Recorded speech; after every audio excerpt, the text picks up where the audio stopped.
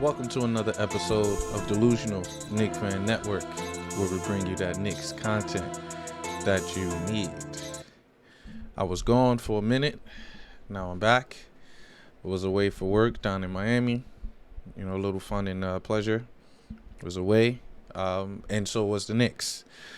The Knicks had a 5-game road trip. As we all know what transpired. We faced the Jazz, was one of the top teams in the West, and we beat the Jazz at home. Then we were out in Denver. When we haven't beat Denver in Denver, or period, since the Jamal Crawford last-second three-point shot, which was kind of throwback. It was a good game. And we beat Denver, obviously with no Jokic. I'm fine. A win is a win, as we say nowadays. Then, of course, we played two other top Western teams, which I knew we wasn't going to beat, which was the Golden State Warriors, particularly that Warriors game. I knew why, because they have been struggling in a couple games before. They were losing on the road, but winning at home. And apparently we were at their home, and they made sure of it and pretty much beat us.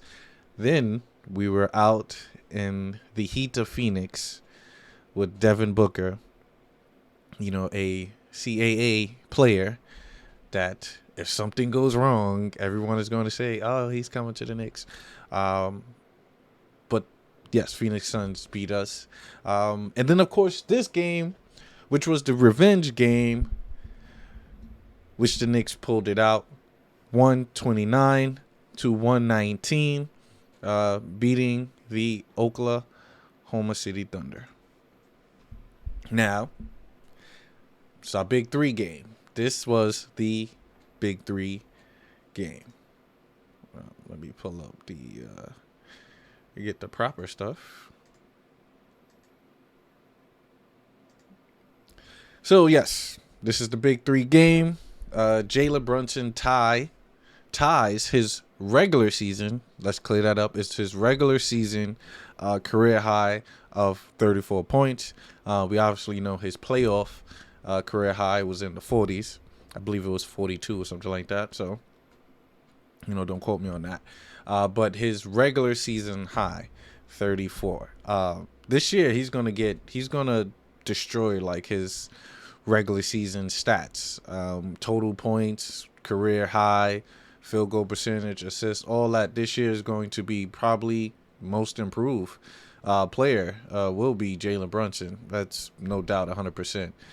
His stats are just going to be all career highs all the way through, especially with him shooting 70% today. It's a Jalen Brunson masterclass.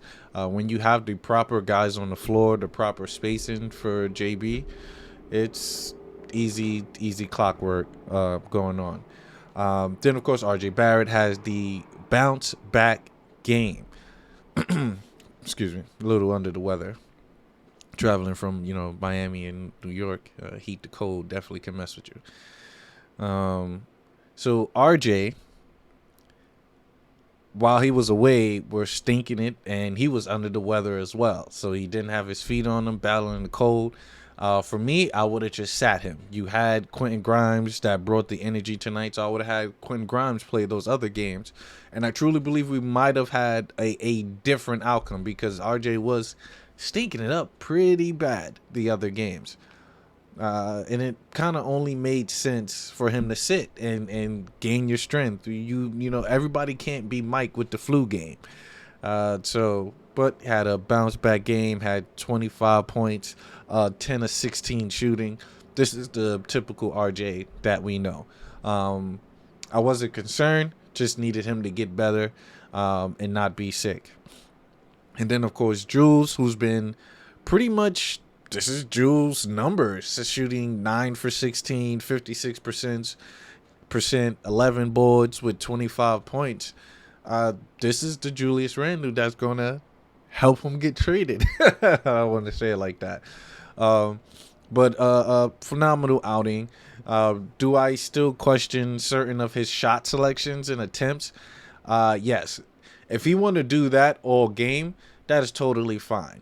Just get to your spot. One dribble pull up rather than when he does his spin in the post about 300 times. Let's see. Will he do it here? I don't know. So usually he will pump fake, come down, pump fake again and come down. But when you do that, that's an efficient shot. You're not off balance. Do that every time, Jules. I'll have no issue with that. To kind of get you traded. And there's a particular reason why I'm here for Jules to kind of get traded. And it's been the effort with him on the defensive end whenever things don't go wrong. But that's something that we already knew about Julius. Nothing new. But he is bringing up his trade value, which is good because something has to occur. And I believe something will. And excuse the helicopters, something occurred. It's Brooklyn. It goes on all the time. But this game for me, it just felt like it was an effort game. You saw the effort there. You saw that these guys came in with the mindset that I want to get this game done. I need to get this game done. And I'm going to show you with the insertion of Quentin Grimes. They had Sims. You had Deuce on the floor. Those are effort players. These are guys that's going to run through the screen. They're going to fill in the gaps. They're going to pretty much crouch in position, have those arms out in defensive stands. They're going to squeak their feet on both ends. That's what they do. Especially when you add with quickly. And even Hartenstein had some great defensive moments. Great defensive moments. Pardon me. Let me close this. They had some great defensive moments. And as you can see, that is just putting pressure on the ball. We wasn't getting that, I'm sorry, with Fournier and with RJ.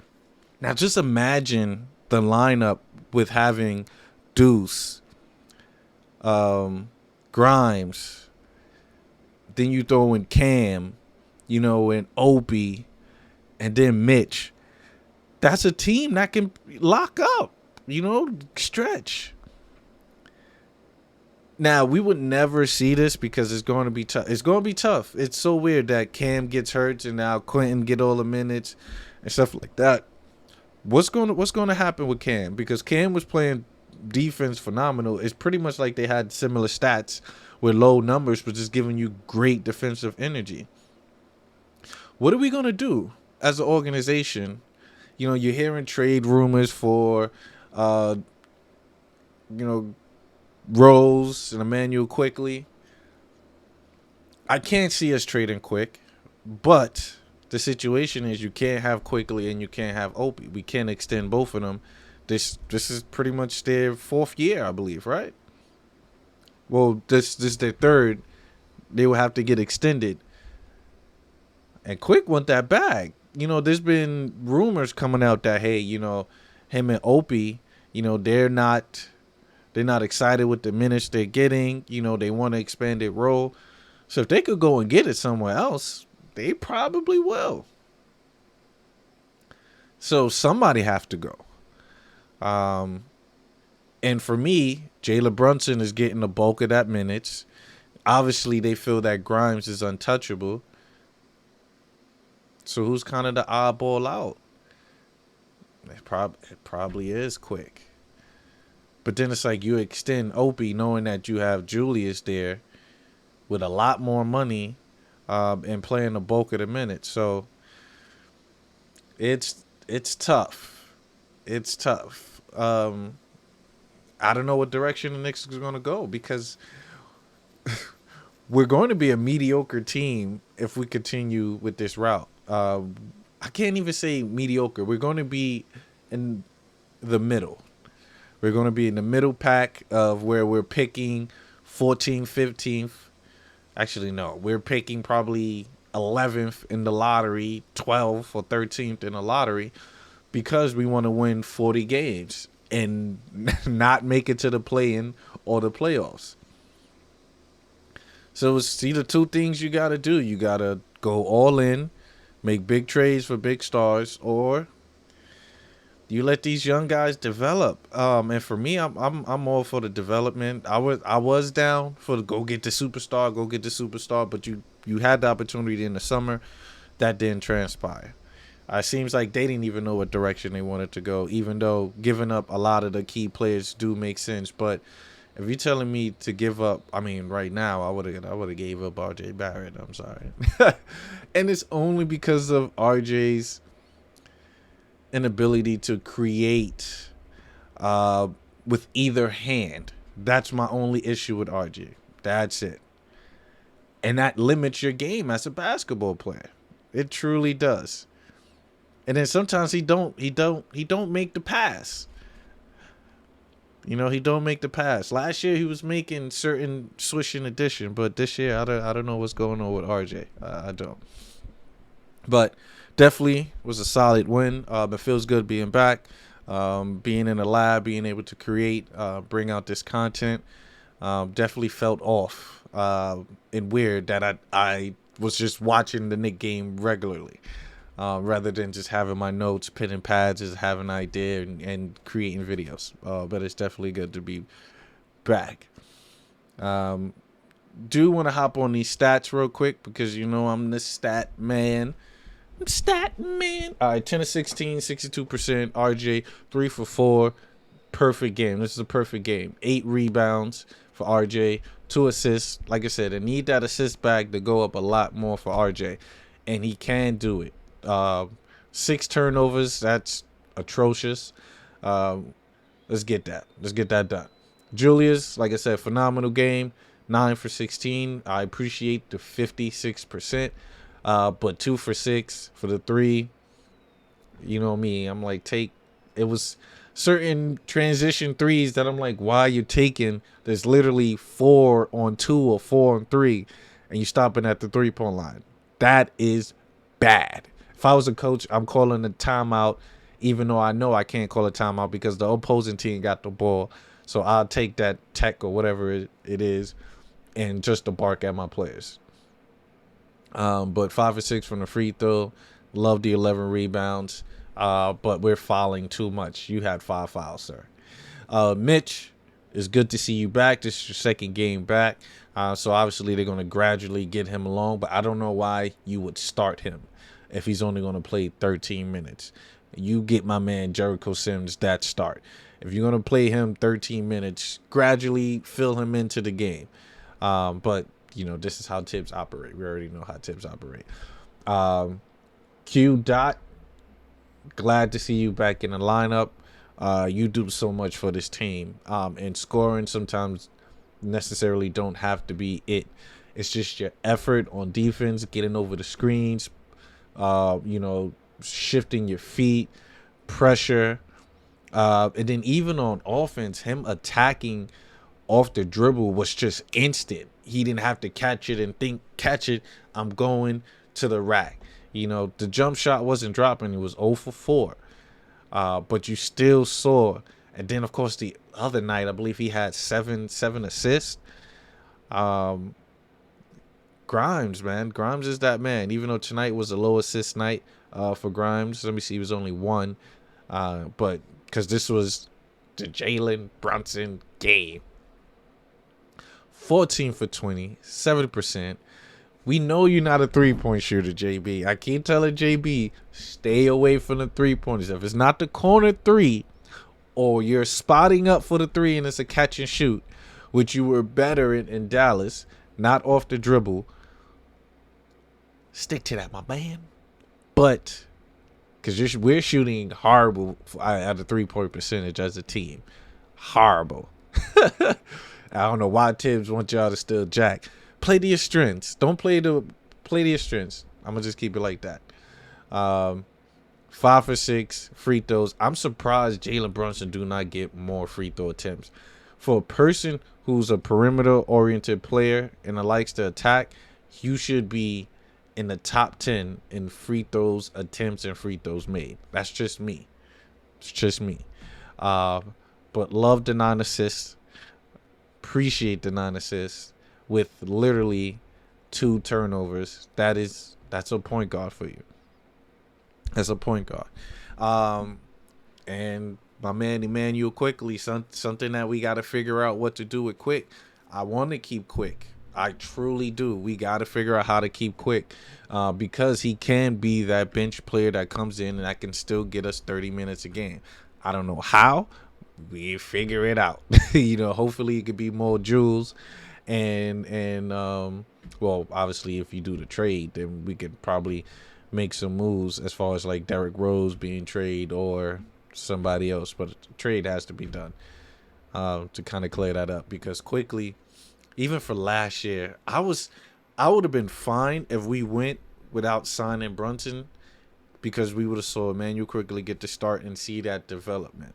That would have been phenomenal because Quickly can have games of giving you 18 points, 5 rebounds, 7 assists. Is he quite the floor general? No, we know that because there's certain passes that we know that he won't make. And maybe that's just the position that he's in coming off the bench. And he has to be this, okay, let me be instant offense. Let me be the Lou Will. Since they don't see me as a starter, I have to be a scorer.